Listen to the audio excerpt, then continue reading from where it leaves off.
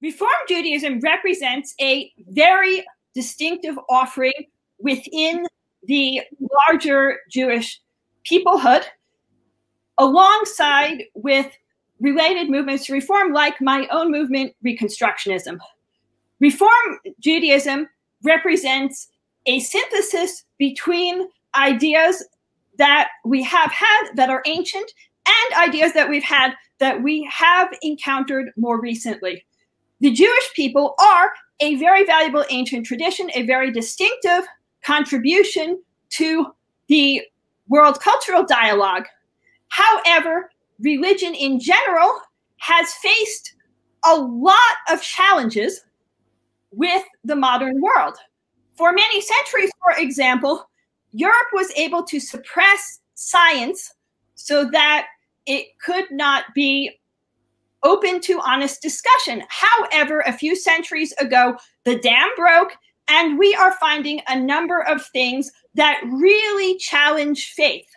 For example, to name one of many things, the fossil record shows a very different picture than the picture that is shown in the Torah of how life came about and was destroyed. The Torah is the first 5 books of the Bible. Now, this has challenged a lot of people on the faith aspects, alongside cultural changes to the Jewish tradition and to other traditions. With the development of the market economy, this became an important way of sustaining Judaism in reality, because it required a lot of logistics that became the most available through the market economy. However, participating in the market economy presented its own type of challenges, because it placed Judaism into a situation where, in order to be in it, you might not have to do what's quite traditional, or you might have to at least engage with people who are not so traditional. So Reform Judaism represents a synthesis of the ancient traditions and the challenges we face now. This is why I believe that it will survive. Pew is a polling group, and they say that reform has a little bit of a numerical challenge right now with retaining its own people across the generations, largely due to intermarriage. On the other hand, reform as well outperforms the other branches of Judaism in terms of attracting people from other movements. Reform also outperforms the other branches of Judaism in terms of gaining converts. Reform also outperforms the other branches of Judaism in being able to respond to changing conditions, perhaps most importantly of all. And this is why I believe people will step forward and will correct many of the issues that Reform Judaism has right now.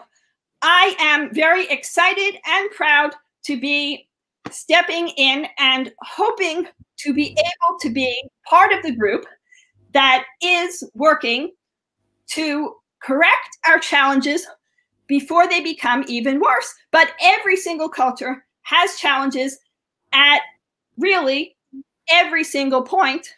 And as far as reform is concerned, it could be better, but it really could be a lot worse. Nobody is predicting that in the next couple of generations, reform is going to disappear, for example. People are predicting that it will continue. Thank you, Rebecca. Elijah, the floor is yours. Will Reform Judaism survive?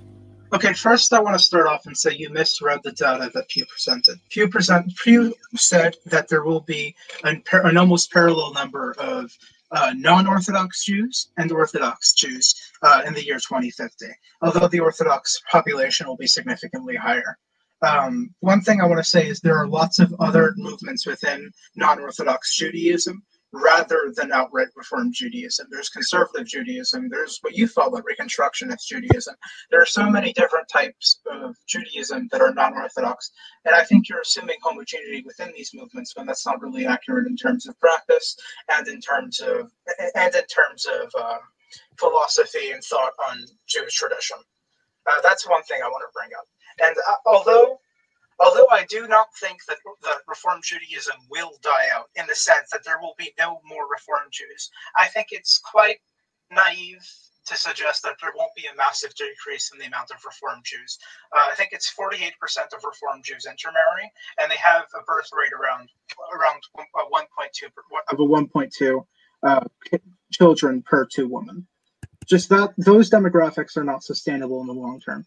The only way Reform Judaism, at least in my opinion, can continue to survive is either by attracting more Jews from other movements and then cause them to intermarry later on and leave the Jewish people, or by more or less going back to a more traditional view of Judaism, which arguably in Reform Judaism, recognizing the crisis they're having in regards to keeping people Jewish in terms of like generationally, as having this movement within it to bring back tradition and conservatism within the movement.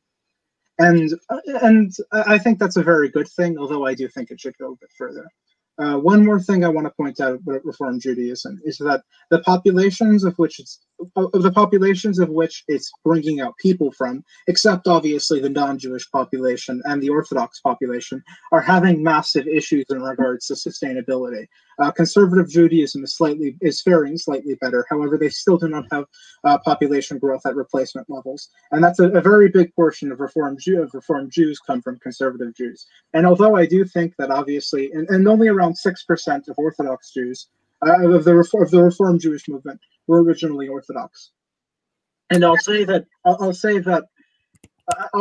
this will probably remain consistent in terms of the numbers. I don't see any reason suggesting that many Orthodox Jews will become Reform Jews, but many of the populations they're drawing on are becoming lesser in size. And in regards to the non-Jewish population, I'd put skepticism on the fact that Reform Judaism can even truly convert someone to Judaism, as I'd say it's a totally non-halachic, religious movement that does not follow Jewish law, and a totally non-Jewish cultural movement. Although I will say there's substantial Jewish influence, just like Islam or Christianity.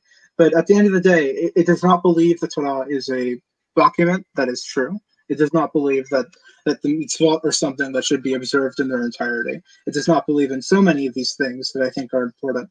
And although I will say that many Reform synagogues do advocate for returning to tradition in some sense, it's also important to mention that only around 6% keep kosher, and a very minuscule amount keep Shabbat. And although I will not criticize anyone for their personal adherence to Judaism, that's not my responsibility and it's not my place as well, I can't criticize a movement that is increasingly is failing at its mission to preserve the Jewish people and to promote our culture, and is also failing at providing an actual Jewish movement.